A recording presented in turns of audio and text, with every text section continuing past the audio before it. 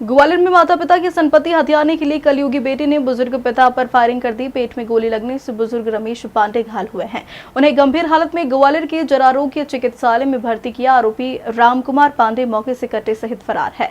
दरअसल रमेश पांडे चिनौर में रहते हैं, जहाँ उनकी कुछ जमीन है। उनके 2 बेटे हैं। बड़ा बेटा रामकिशोर और छोटे बेटे रामकुमार के बीच संपत्ति का बंटवारा करने के मकसद से उन्होंने अपनी जमीन के 3 हिस्से किए थे। एक हिस्सा रमेश पांडे ने अपने और अपनी पत्नी के नाम रखा। बाकी बचे हिस्से को दोनों भाइयों ने विभक्त कर दिया, लेकिन छोटा अविवाहित बेटा रामकुमार माता पिता पर उनके हिस्से की जमीन को भी अपने नाम कराना चाह रहा था।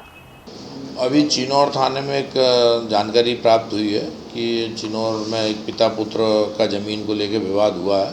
पिता जो हैं उनके रमेश पांडे हैं, करीब 62 साल के हैं।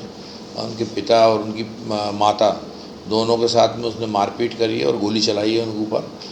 विवाद जो है सामने जो आया है कि ज़मीन का, इनके 2 बेटे हैं पिता के, और जो छोटा वाला जो बेटा है इसकी अनमेरिड है, और दूसरा 3 हिस्सा करा है उनके पिता ने ज़मीन के, 3 जो उनकी प्रॉपर्टी है।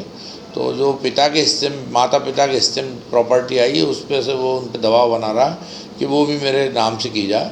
तो इस बात पर से जो है उसने उनके साथ मारपीट करी है और जान से मारने की नीयत से उनके ऊपर फायरिंग की है। तो उनके पेट में गोली लगी, ऐसी जानकारी प्राप्त हुई है। उनको तत्काल हॉस्पिटल भेजा गया और मौके पर थाना प्रभारी ने जाकर घटनास्थल का निरीक्षण कर रहे हैं और वैधानिक कार्रवाई की जा रही है। कौन सी बेटी ने गोली मारी है? कौन सी बेटी ने गोली मारी? बेटा जो है राजकुमार पांडे ने, छोटे घायल को हॉस्पिटल भेजा गया, इलाज रहते हुए।